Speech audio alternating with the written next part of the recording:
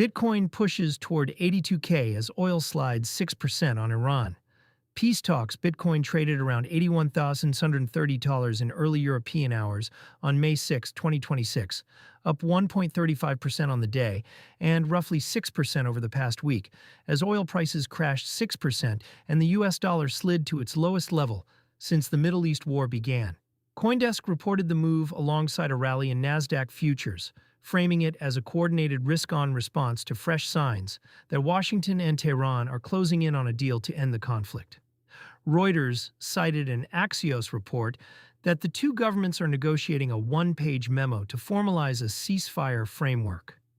Bloomberg's macro desk noted the dollar extended earlier losses to its weakest reading since the war started, a textbook tell that traders are unwinding the safe haven bid that built up through April. The macro setup behind the bid. For weeks, the war premium in crude was the dominant macro story. Oil at elevated levels fed inflation expectations, kept the Fed defensive, and pulled liquidity out of long-duration assets, including crypto.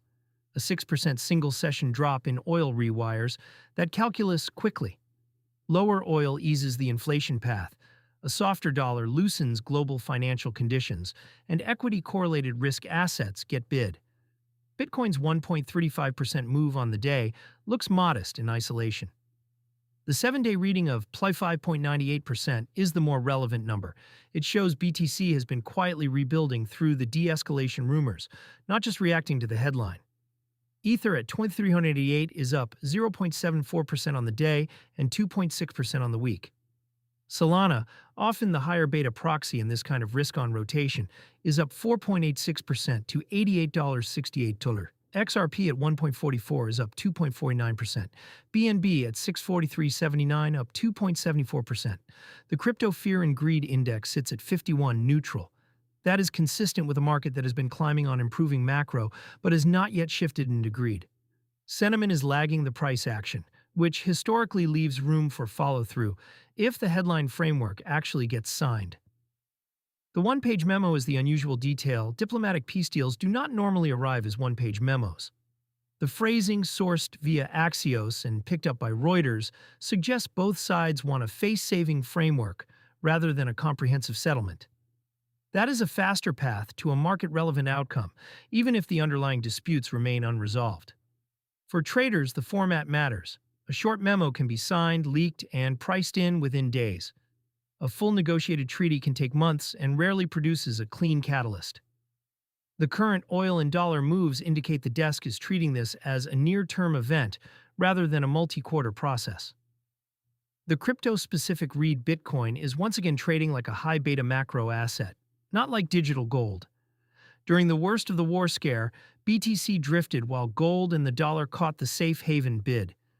As that bid unwinds, Bitcoin and Ether are recovering alongside Nasdaq futures, not against them.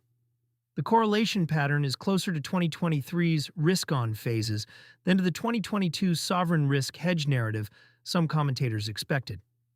That has practical implications for anyone using a crypto card to spend or top up. A weaker dollar plus rising BTC means the same balance buys more goods abroad, but FX markups built into card networks can quietly eat into that benefit. Zero foreign exchange markup cards become more valuable in periods of dollar weakness, since the underlying token strength is not being clipped at the point of sale. Holders running stablecoin spending setups face the inverse trade-off. A softer dollar means stablecoin balances lose purchasing power abroad even when crypto markets rally. For users on self-custody options, the macro pivot also reduces the immediate pressure to defensively rotate into custodial venues. Risk-on regimes historically see counterparty trust improve and on-chain spending volumes recover. Signals to watch next. 3 signals will tell us whether the move has legs. First, whether the memo is actually signed within the week, or whether it slips into open-ended negotiations. Second, whether oil holds below the pre-war range or bounces on supply concerns. Third, whether the dollar's slide continues, since DXY weakness is the cleanest macro tailwind for crypto right now. If all 3 break the same way, the path back toward Bitcoin's prior highs becomes a base case rather than a stretch scenario.